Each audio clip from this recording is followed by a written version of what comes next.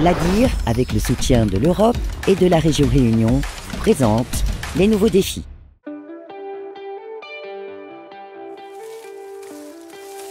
Je suis Calmetto.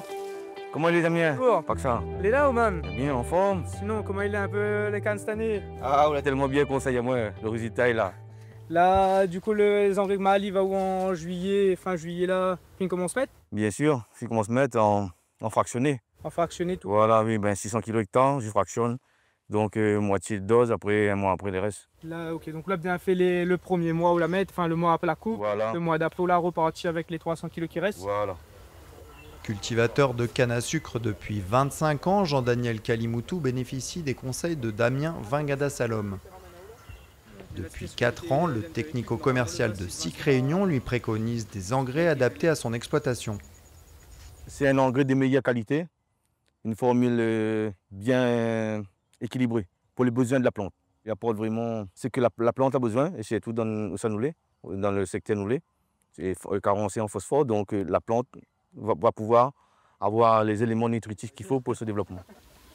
C'est au port que depuis 2019, cette filiale du groupe antillais du même nom propose aux agriculteurs réunionnais des formules d'engrais sur mesure.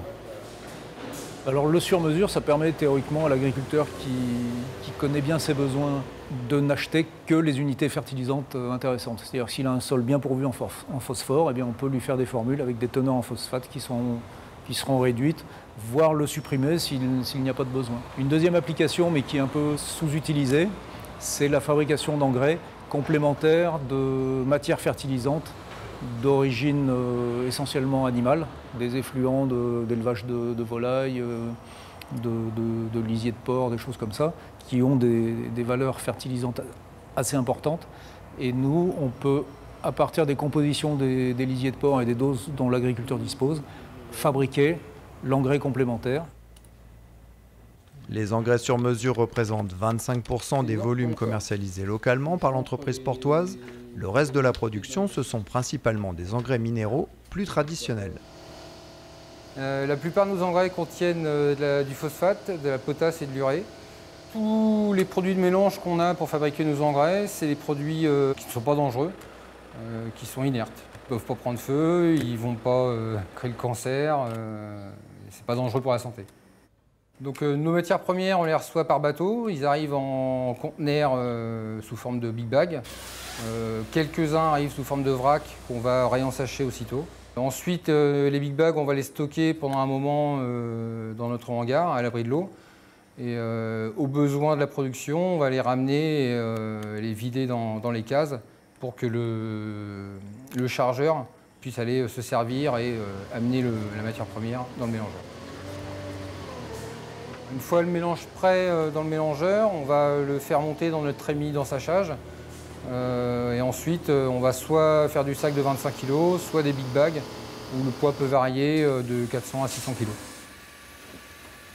Chaque année, le fabricant produit environ 5000 tonnes d'engrais sur les 20 000 tonnes distribuées au total à La Réunion.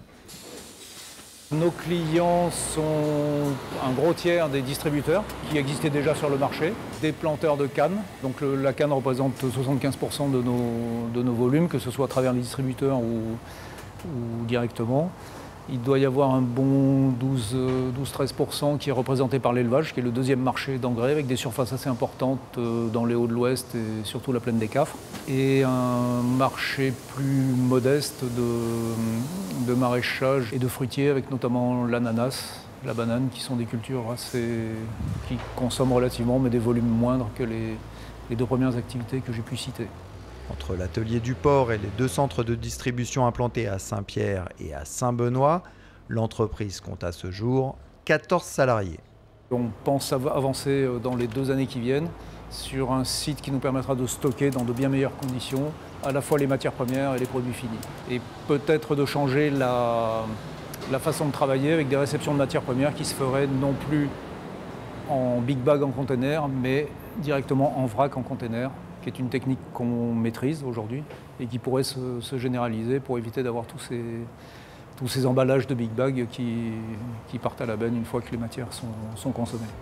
Sur un marché très concurrentiel, régulé par les cours mondiaux de l'engrais, SIC Réunion a réalisé en 2024 un chiffre d'affaires d'environ 8 millions d'euros. L'ADIR, avec le soutien de l'Europe et de la région Réunion, vous a présenté les nouveaux défis.